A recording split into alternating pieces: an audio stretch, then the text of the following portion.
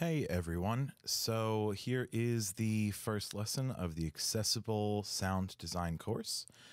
My name is Brian, and I am the developer of Lost and Hound. I am also working with Ebon Sky Studios on Sable and Crimson Eclipse. I have also worked on the accessible dice roller Ready to Roll with Blind Sparrow Interactive.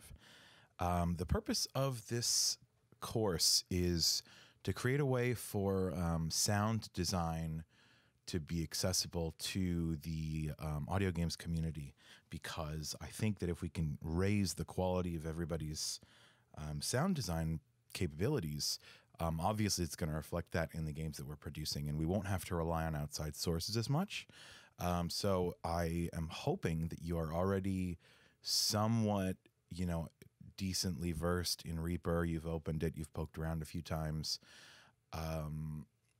We're going to stumble through the shortcuts that we need to put into it, because I'm sighted, so I'm still learning what is needed in terms of changing preferences. This first lesson I might feel a little fast, but there are some really incredible people in the community that I think will help us figure out the preferences that we need to set before everything works well. Also, I mean, there's been a lot of discussion over this. There's going to be a Discord server, but you don't need to join it.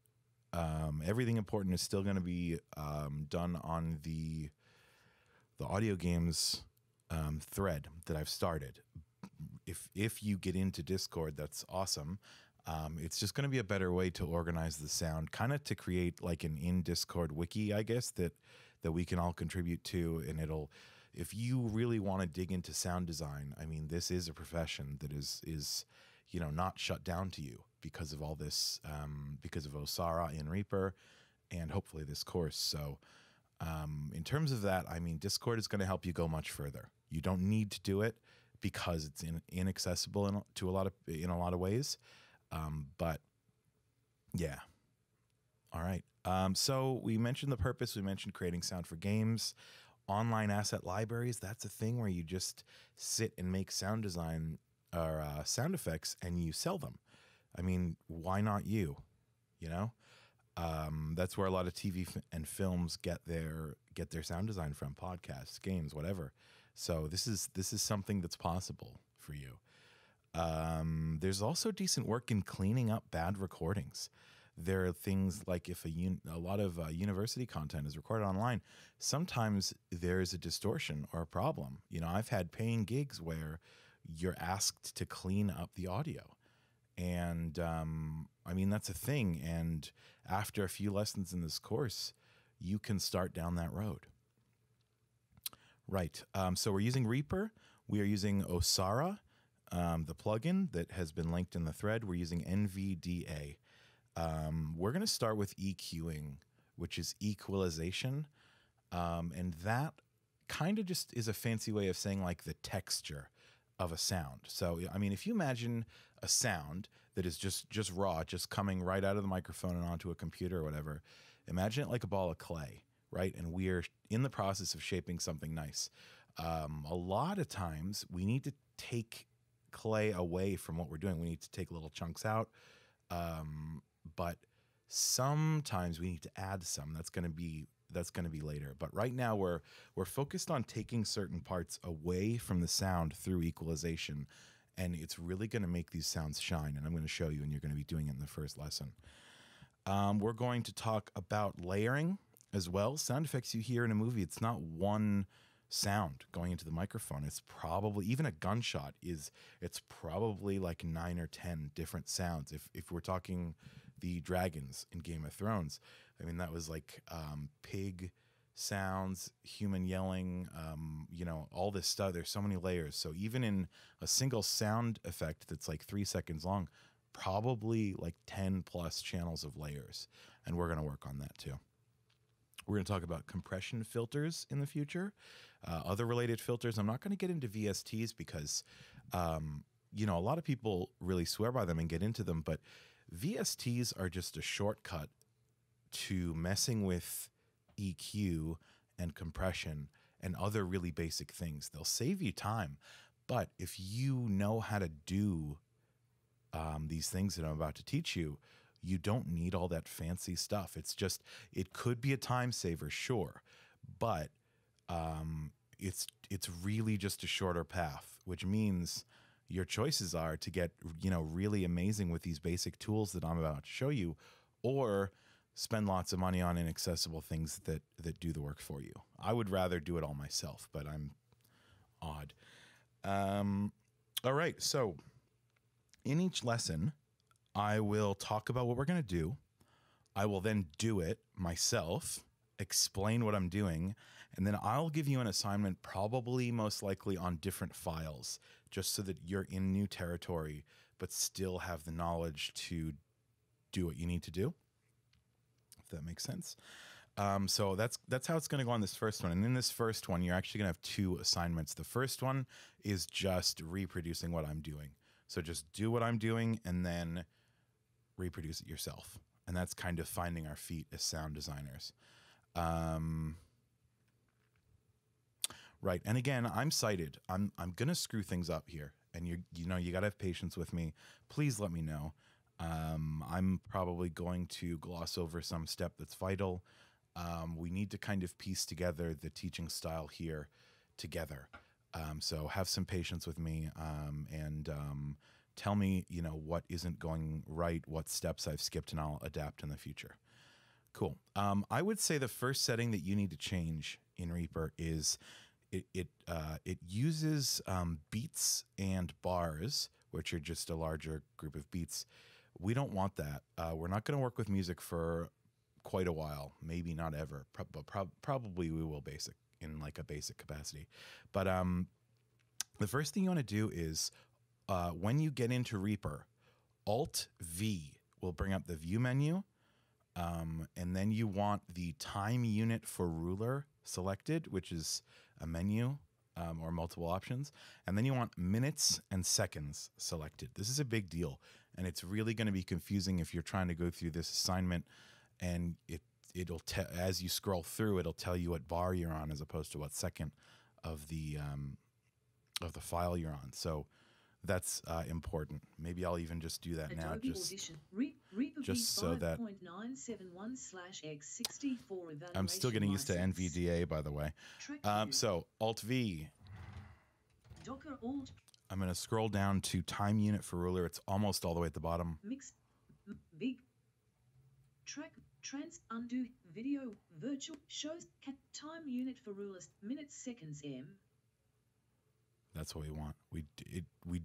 We don't want measures and beats, and this is actually probably a preference setting that I'm going to have to find, because when I'm going in, I have to change it every time. Reaper V 5.97. Right, now we're good. Untitled document. Okay, so for just for the future, this is something to bear in mind. I'm probably going to mention it every single lesson.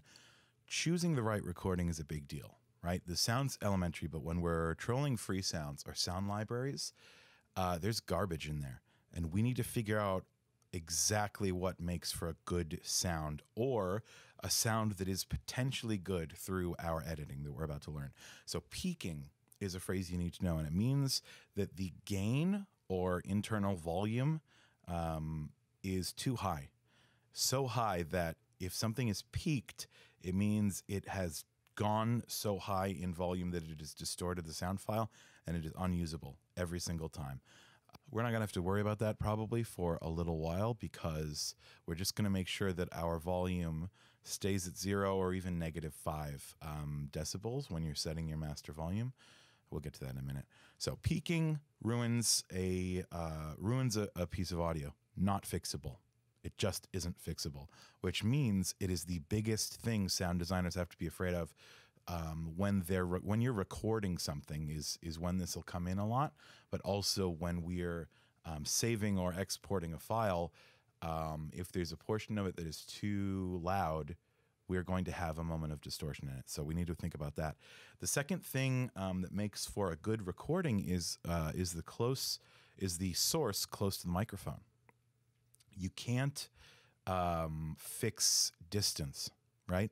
I mean, if I have a bird sound, that's fine, because The closest in real life that we ever hear birds are like when they're up in a tree, right? I mean, they're far away from us. So if it's something like, a rock falling on the ground, the source needs to be almost right next to the microphone. You can't emulate or make up for distance in a recording, and that goes for speaking too. Those Hollywood trailers that where the voice is this really epic, like in a world without plumbing or whatever. That's horrifying. I don't know why I chose plumbing. In that kind of thing, they're speaking right next to the microphone. So like if I'm about to move right next to the microphone, lips literally touching the microphone, this is what it'll sound like. And it's capturing all of the kind of gravelly, higher textury bits in my voice. When I move back, it doesn't do that. When I move back even more, it just sounds terrible. So distance cannot be compensated for in a recording. And that's just, there's no skill. It's just this either is or isn't good.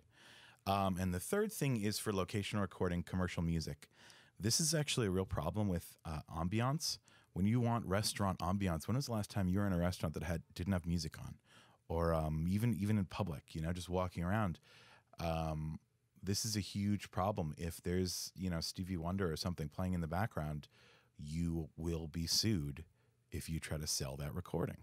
And you will lose because the record companies have money. So just remember those three. Peaking and distortion will ruin it. The source too far from microphone will ruin the sound. And commercial music presence in an ambiance recording. We're going to get to recording later. Right now we're on manipulation, but that's still important to know. So EQing, it's time to really get into it, right? So what we're going to do, we're going to start with just manipulating EQ in a big kind of heavy-handed way to produce an effect. Reaper V 5.9. Here's the first thing that we're going to do. I am pressing Alt. I am pressing, this is something we're going to have to work through. If you press Alt and T, it's supposed to go to track, but Osara rebinds the keys and it actually brings up a master tempo. We don't want that. So sadly, I'm going to press Alt M, which is item. Item menu. And I'm going to press right to go to track, insert new track, or Control T. Control T, Control T. I have like lots of tracks up now. Unnecessary. So I have one track up. I have it selected because I pressed up. And when there's only one track, you don't have to worry about it. Now I have two tracks up. I pressed Control T. Blank. Oh, right. It's saying blank. Sorry, it's saying blank because I haven't named it. Track 2. Track view. 10 items. 2 track 20. There we go. So I've named track 2. I haven't named track 1. So I'm on track 1 right now. You only need one track. So Control T once. That'll do it. Now Alt I, insert media file, press enter, and navigate to where you saved. I need to speed up my Osara or my NVDA. Navigate to where you saved the file of me talking. This is that file is not instruction. It sounds like instruction is just garbage. I'm just being an idiot. So navigate to that. You don't need to follow my navigation, so I'm using my mouse. Example audio 1.wave. Unsaved project Reaper V 5.971/X60. Now here's something that we need to know. Zooming in and out of the track, I'm pressing minus, and I'm holding it in until I hear around 40 pixels a second. 16.151 pixels/second. 16. That is not good enough. 2733. Sure, that's fine. So this affects how close we speed. This affects how quickly we speed through a track when we press right or left. 50.6. I'm holding in left. 7 seconds. I'm holding in left and I'm going backwards through the track because when you import, it sets the marker all the way at the right. Okay, so I'm going to hold in left. That's Stop. That's my voice going backwards. So this is going to take a while. So I'm actually going to press minus a lot. 2.608 pixels/second. Cool. And now I'm going to hold in left to go to the beginning of the track. It's going to go a lot quicker. 0.0. Cool. Now we're at the beginning. 150.0. Stop. Okay. Now at the beginning of this, again, it's going to sound like instruction. I'm just being ridiculous. Play. Hello, sound design group. This is the example audio you're looking for. Stop. Cool. There we go. So I'm at the beginning now. 0.0 Now one example audio one I am going to apply an EQ filter to this track. I'm going to press Alt media file. and Insert M Docker Alt right, view sub- Alt and V. virtual MIDI key Nope, so that's unsaved Alt and prop- V. Docker Alt and V. plus D checked D And then go down to FX Mix browser.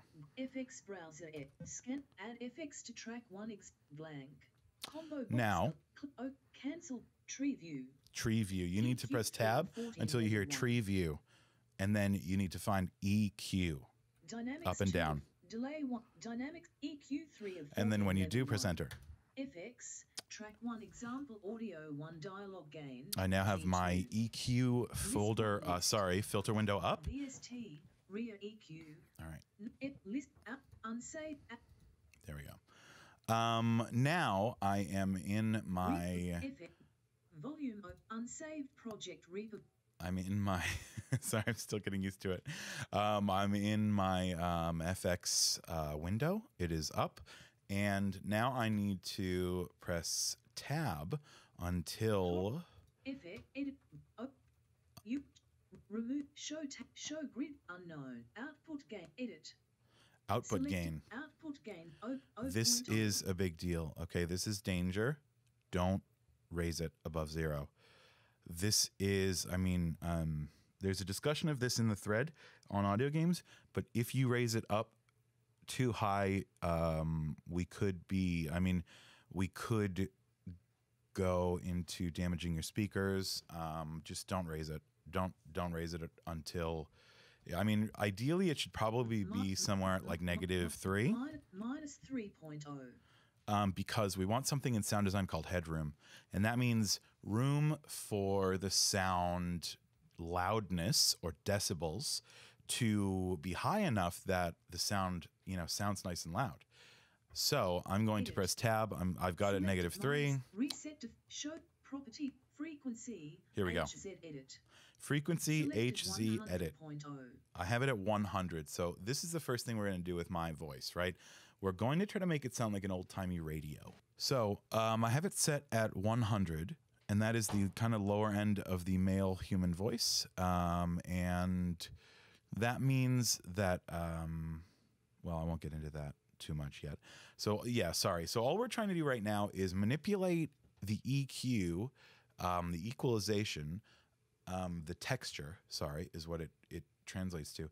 Manipulate the texture so it sounds like this isn't like a radio, like I'm communicating to you through a radio. So right now I have the frequency hertz selected. It's set at 100, and that's cool. We'll leave it there for now. We'll come back later and mess with it. Low shelf collapsed. This is a big deal. Type combo box low shelf. We'll explain that in the future, but right now we want band.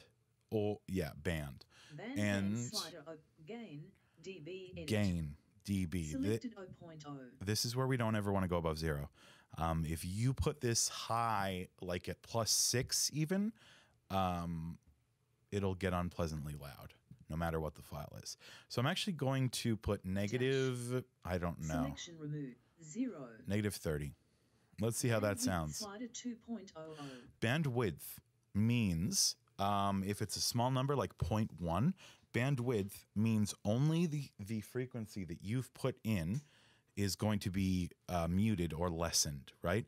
If it's a larger number like 2, visually the bandwidth goes all the way into 50 hertz on the frequency spectrum, all the way up to like 500. So it's a much fatter area that is affected. So it's really important that you pay attention to bandwidth, because that's kind of how you fine tune. Right now we're heavy handed. That's fine. The bandwidth is at 2. I'm going to even bring it up to like 2.5. That's fun. 2.50. Cool. So now what we have is Selected 2.50. what we have is this filter that is only letting the higher frequencies through. And let's press escape. Unsaved project Reaper V. We're pressing escape, getting rid of that menu. filter menu that we brought up. You can get it back by pressing F, but I don't want it up anymore. I'm pressing escape. So now let's see what it sounds like. You are to use when fulfilling tasks 1 through 3 in assignment number 1. Good luck. Well, in my experience, there's no such thing as luck. You hear how all of the lower parts of my voice are removed. That's what we're going for. We could even take it further, right? I'm bringing it back up by pressing F. Sorry, I skipped a step there. Pressed F. And now I'm pressing tab until we get back to gain. Negative 30. I'm going to put negative 60. Let's try that. I'm going to raise the bandwidth to 5. Let's try that. I didn't move the frequency. Let's see how it sounds. Escape. Spacebar for play. Hello, sound design group. This is the example audio you're looking for. It's okay. It's not great in terms of a radio. Let's do just one more thing to it. What if we made the band even more? Bandwidth, sorry. Bandwidth 0. I mean, what if I did 10? What's it going to sound like if I do 10? Let's try it. Escape, spacebar, play. Hello, sound design group. This is the example audio you're looking for. That you are yeah, good enough for now. Again, this is really heavy-handed, what we're doing. So that's just enough to show you. This is your assignment to reproduce these results, by the way, assignment 1. Now we're going to move to... Now we're going to move to making it sound like I'm underwater. And what that means is we're moving all of the high frequencies now. So let's go to... I'm in my effects window. Check property rear EQ group. Remove show unknown output edit reset show property frequency. So let's move the frequency. Right now it's at 100. I'm going to put it at 5,000. 0. And remember, frequency is just the highness or lowness of a sound. Okay, this is not volume that I'm messing with, so I'm happy to just kind of mess around with yeah, just mess around with different numbers. This is a safe option. Escape, get rid of it, space. Hello, sound design group. This is the example audio you're looking for that you are to use when fulfilling tasks 1 through 3 in assignment number. Stop. Yep, awesome, done. There's a third task for you, and I'm not going to tell you how to do it other than the steps listed. That is up to you. So remember the terms. Frequency is the highness or lowness of a sound. Gain is, it's not exactly volume, but we can call it volume for our purposes. We'll call gain volume for now. It's the amount of signal put through the master track. Bandwidth is how wide your band is. So if it's on 100 and it's not very wide, it probably won't even extend to 50 or 200. If it is on 100 and it is very wide, like we have it on 10 right now, it is probably going to extend even up to 1,000 and down to 0. So bandwidth is for fine tuning. We're going to get into that next time. So let's get back to your second task. I'm going to be around, by the way, all week for chat if you join the Discord, or leave me a comment. I'm not going to go through the second assignment. I'm just going to describe it. So if you have problems, I'm around. Please contact me. So second assignment is going to be noise removal through EQ. And this is incredibly useful, okay? There's a file linked for you. And it is a free sounds file. It's about, I think, 100 megabytes or so, because it's AIFF, which is decent quality. So if you don't have an amazing internet connection, let me know and I'll cut it down just to the parts you need. But I wanted you to get into the practice of getting something from Freesound and evaluating it there before you download it. That's kind of the point of it. So it's time to remove the noise. And the noise on that file, I won't tell you where it is in terms of numerics, but it's lower. It's on the lower spectrum, some of it. So it's a wind noise, by the way. So wind generally makes, when it's blowing into the microphone directly, it generally makes very low sound, lower than the human voice. So if we're careful with our EQing, we can save these tracks that sound ruined at first glance. So give that one a download and let me know how it goes. Removing the lower, EQing the lower wind noise when it happens in the sound. That's another thing, is you'll have to listen when you've got it in Reaper, and you will have to decide and make note of when the lower rumbly distortion starts and when it ends, because you don't want to just, go through, you don't want to listen to the whole track every time you're editing. Nobody has time for that. All right. I've left explicit instructions in the audio games post. So if you struggle with this, if anything wasn't clear, please let me know in a very respectful manner, as we always do in the audio games community. And if I have skipped a step that has left this program inaccessible, please let me know, because I am happy to amend this recording. Please, let's just keep the communication open. And if there are problems, let's talk about it instead of just getting upset and not trying anymore and leaving the course, because I want everybody doing this. Awesome. Let me know how it goes. And thank you very much for listening. I'll see you next time.